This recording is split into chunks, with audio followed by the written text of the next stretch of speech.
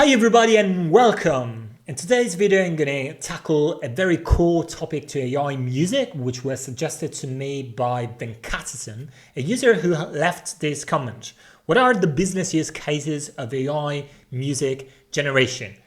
As you might know guys, this is a topic that's very dear to me because I used to have a company that did generative music for video games. So let's get started and let's start from the elephant in the room here.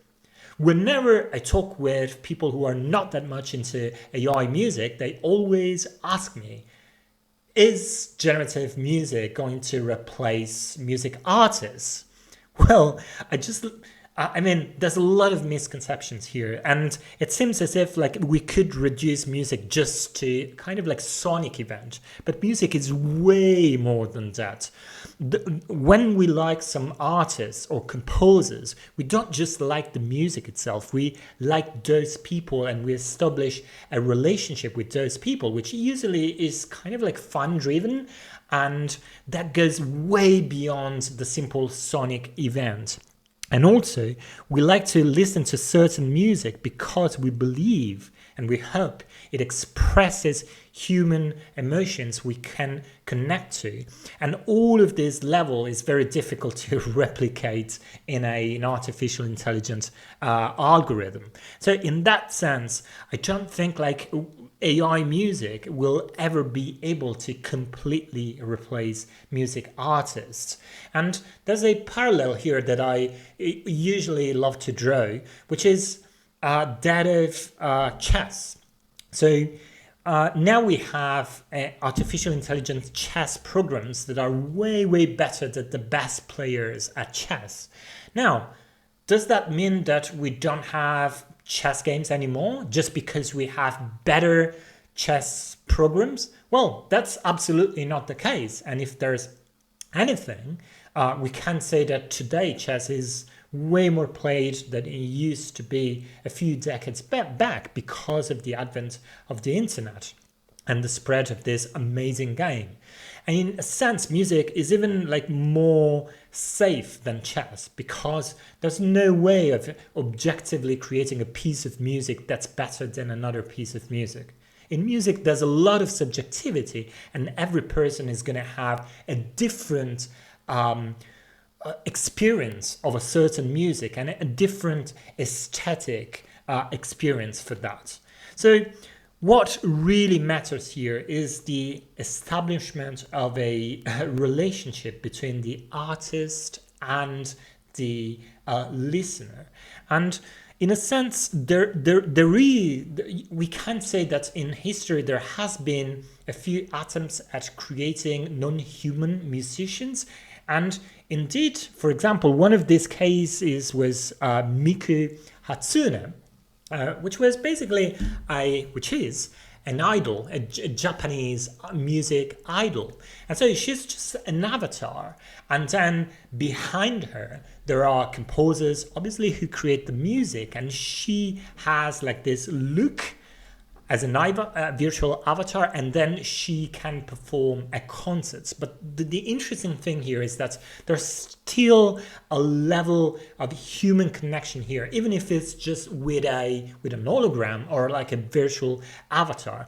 And as long as we can completely replace like this, I think like musicians are more than safe. And so AI music is not gonna wipe out musicians for sure.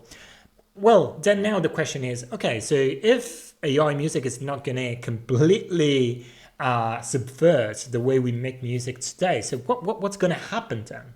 Okay, so here I want to talk about a few different business use cases for generative music. So let's start from the first one that I think it's very important. This is functional music. So what's functional music? Functional music is music that we use in connection with something else. So for example, when you have an advertisement, so you may have some music, some background music just to support the advertisement itself. That's functional music, music with a function.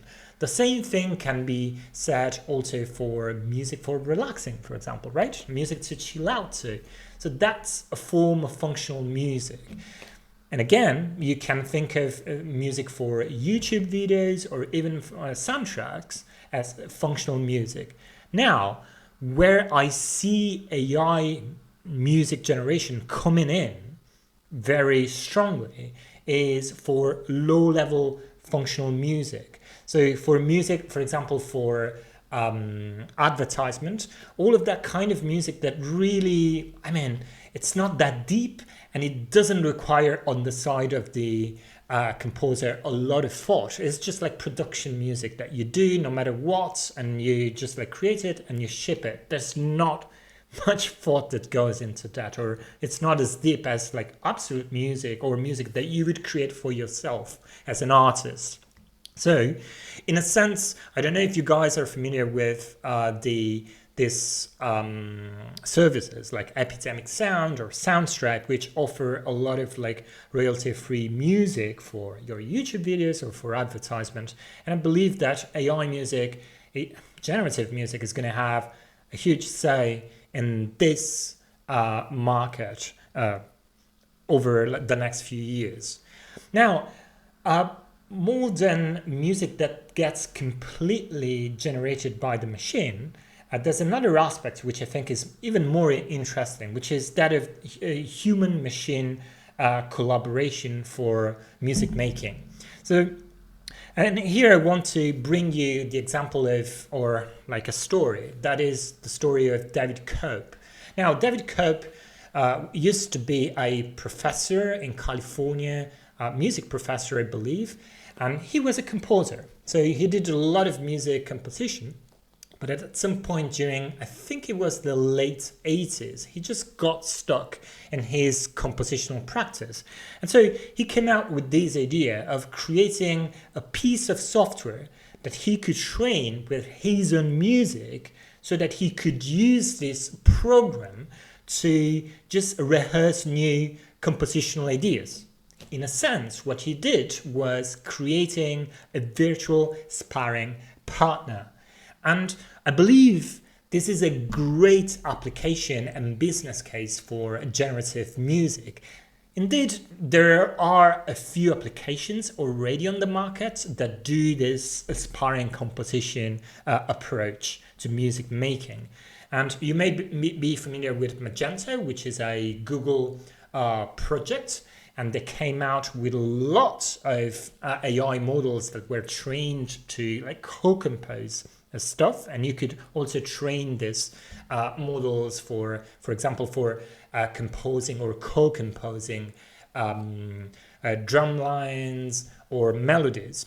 And then there's also another commercial application called Orb Composer. That's a kind of DAW that has some generative music capabilities built in. So these applications are tailored towards the co-creation of music that's brought about by humans along with the artificial intelligence application. Now, there's a whole other level, which is also interesting to look at, which is that of the possibility of using an AI application as a sparring partner, but for performance. So you can think of this business use case as an automatic bandmate.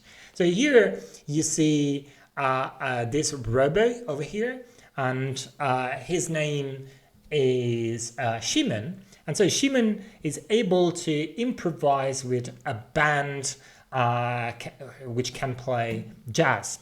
And so he just plays along at his marimba instrument, right?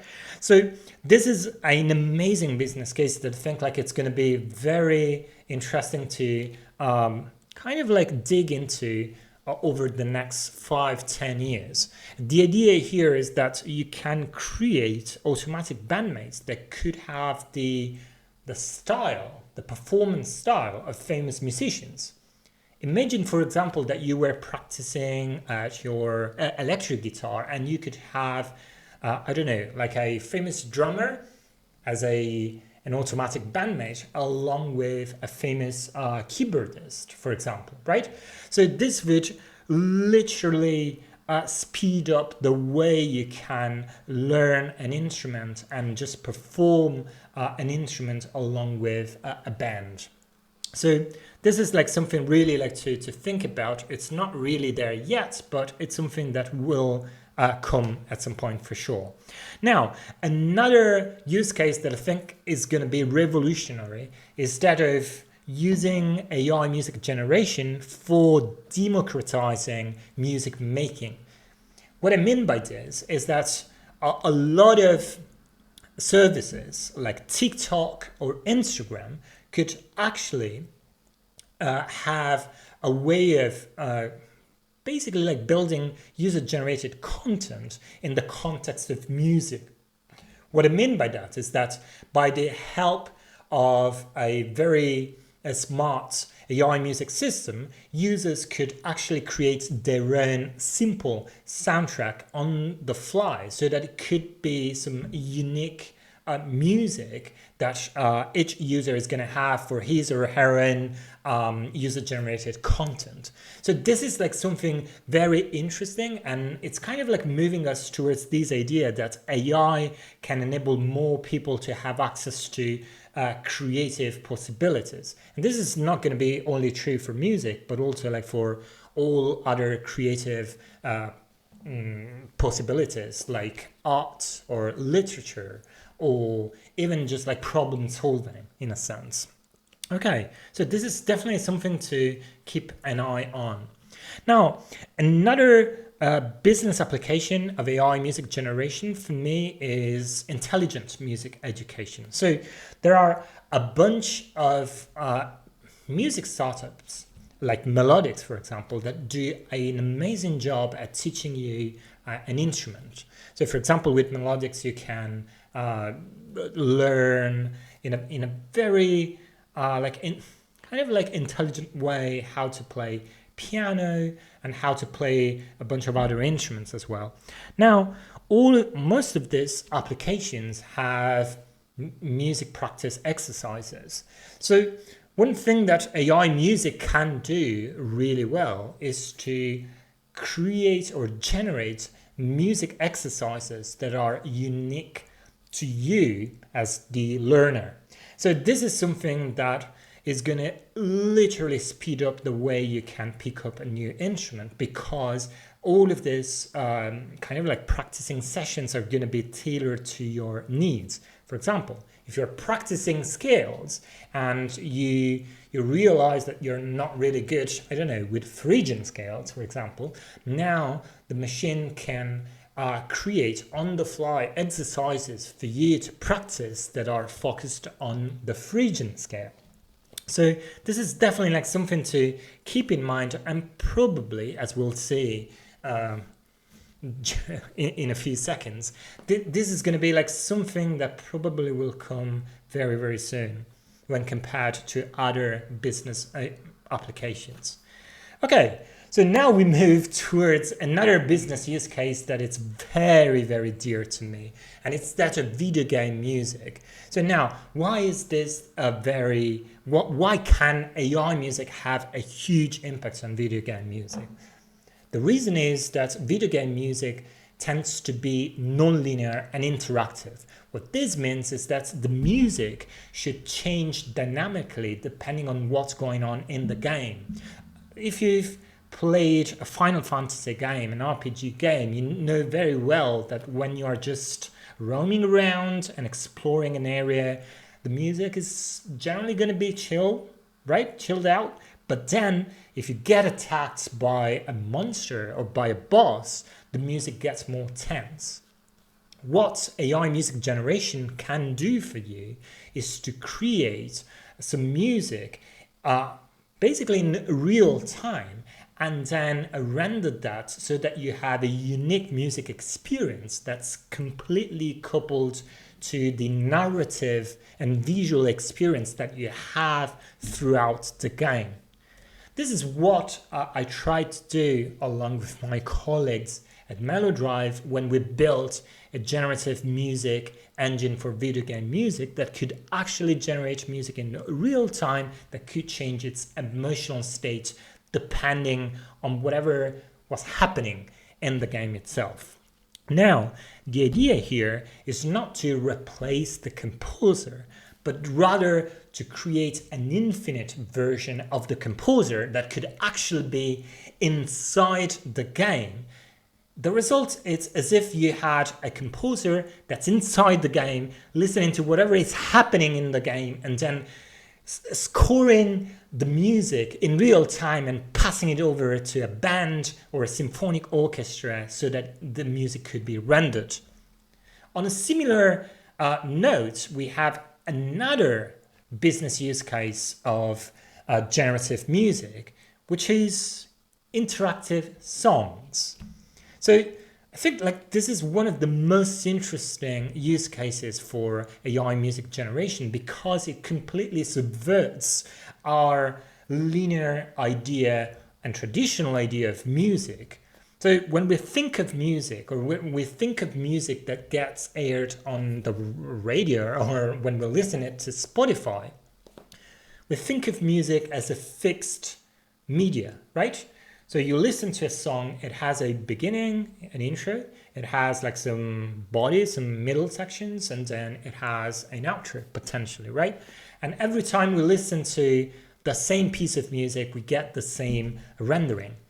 Now, we can argue that this constraint is due to the fact that we had some technological constraints.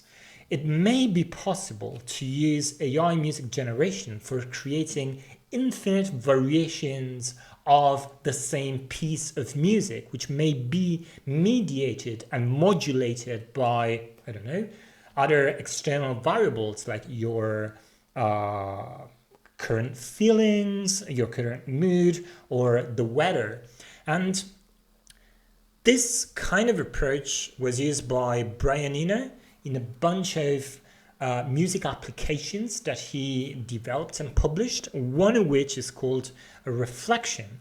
Now, the cool idea about reflection is that it's a kind of ambient music environment, and every time you explore this ambient music environment, you're going to have a different rendering of that environment. So think of this as if you could literally change the music depending on some external variable. So you would have some basic music ideas, perhaps a music theme or a chord progression or certain sounds, but then depending on your experience through this music application, this music interactive environment, you're going to have a slightly different rendering every time. Okay, so these were a few business use cases that I think could be really interesting for generative music. Now, you may be wondering, but why are we not seeing these business applications yet on a large scale? Well, in my experience, I found that there are a few reasons why that's the case. So first of all, I believe that the AI music generation technology is not really mature enough. What I mean is that there's a lot of research going on, and there's been more than 50 years of research in academia and more recently in a more industry-based environment. However, the quality of the music that comes out from these algorithms most of the time is not at par with that of a human being. There's still a lot of work to do before we can arrive at that level. And one of the major issues that I found is that the production quality of these algorithms is not as good as the production that humans can realize just by making music, right? And now the thing that we should all understand here is that people really don't care who's behind the music in the end, in the sense that what's important is that the quality of the music should be good enough. So that's a fundamental condition, a necessary condition that you should have. And then if you have an AI that does a good job, but it's not great and it's not enough, then that's not going to be okay. And so this is why you're not going to see like AI music all over the place on the radio or even for advertisement and other things like that. Now, another big problem that I identified is that there's a lot of inertia to change. And that's definitely true for like music labels, video game companies. So for these large players who've done for a long time music in a certain way, it's very difficult to all of a sudden change the way they create music, they process music, and they distribute music even, right? So in that sense, it's going to probably take a lot of time so that people and these huge players in this field are going to accept the advent of AI music. Now, to just like be a little bit more concrete here, I just wanted to give you like an idea of how I see all of these different business applications for generative music put on a two-dimensional graph where we have complexity on the y-axis and the mindset change on the x-axis. So what do I mean by this? Well, complexity is the amount of complexity that you require R&D wise to arrive like at a good enough like a level for that specific problem. And the mindset change is the amount of, I don't know, like of change that you should accept to just like accept these innovations. And so the higher the mindset change and the higher, I would say also like the inertia that you are going to get, the pushback that you're going to get from the involved players. Okay, so here I have just like placed all of the different applications that we've seen here on this graph. And as you can see here, so there are like this three use cases, so video game music, sparring composer, and interactive songs that I believe are way ahead.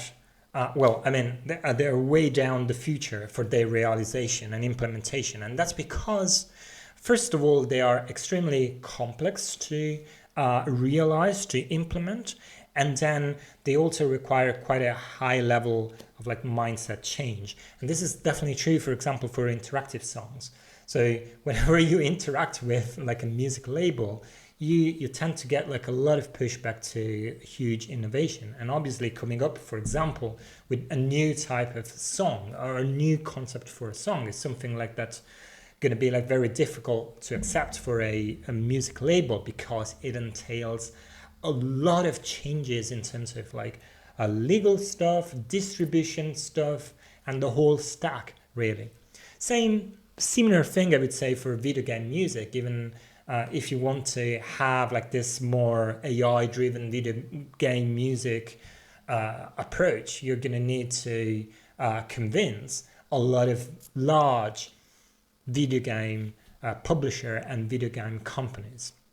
And then regarding the sparring composer, I believe here the problem is that we already have like instances of like sparring composer applications, like the ones that I shared before, so Magenta or Orb composer. But the problem here is that musicians, composers are very demanding, and it's difficult to have an application that's good enough that's going to be accepted by composers for their core work, which now leads me like to the second like block in this graph that I think like it's way more doable, and we may see these business applications like way sooner. And it's these three. Specifically, I believe that music education is going to be probably the market that's going to be I have like changed first by the AI music revolution. And that's because at the end of the day, like these music practices or these music exercises are not, they're not supposed to be great music by any means. They're just like exercises. So it's way easier both to develop a system that could create a good enough music training exercise, and at the same time it doesn't take much both for the end user but also for the music education provider to accept that AI can actually do a little bit of that. Now, I put functional music here with a relatively low level of complexity and mindset change because I believe that for certain instances, like for example, chill out music or even a music for advertising.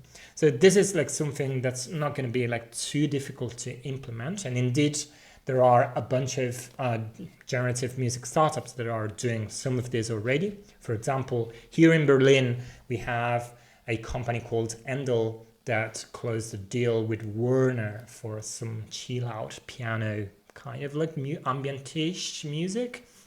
So it's already here, more or less. And the other reason is because I don't think that composers really care that much about advertisement, music for advertisement, really. So they just see that as production music and they want to be as fast as possible to create that music and move on to the next gig, right? And so in that sense, both the complexity and the mindset change like is relatively low. So we could see like functional music being invested by the AI music revolution fairly soon. And finally, I believe also music democratization is in reach somehow. And that's because obviously end users are less demanding than professional musicians. And so they may accept music even though it's not great, it's not perfect, but just the idea of having ownership over the music, it may be enough for these guys to accept music, generated music that's not like the best, that's not perfect. And at the same time, I believe like that consumers are way easier to convince than larger corporations that AI music is something that can be used and that's gonna have a value. So my guess is that we're gonna see this music democratization business case in a matter of a few years, potentially. Cool. Okay, so I hope you got an idea of like the different possible business use cases for generative music. If you have other ideas, or if you don't, or if you disagree with some of the things that I've said, please just let me know in the comment section below. And please also let me know what else you want to know about this space. If it's like something that's more technical or other ideas about like business things, yeah, just write me a comment in the comment section below. So I hope you enjoyed the video, and until the next time, bye bye.